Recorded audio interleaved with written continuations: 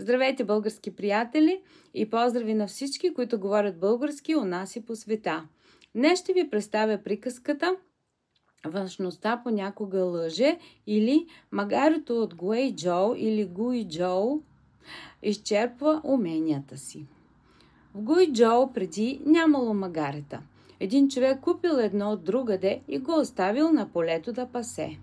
Един тигър минавал оттам, видял магарето високо и едро, оплашил се и се скрил в гората, откъдето тайно го наблюдавал. В този момент магарето заревало с мощен глас и толкова оплашило тигъра, че той подскочил. Но след като дълго наблюдавал, тигърът решил, че магарето няма особени умения и се приближил. Магарето се ядосало и го ритнало с копито. Тогава тигърът си помислил: изглежда това е всичко, което може да прави. И веднага скочил върху него и го разкъсал. Текста, който току-що ви прочетох, можете да намерите в коментарите.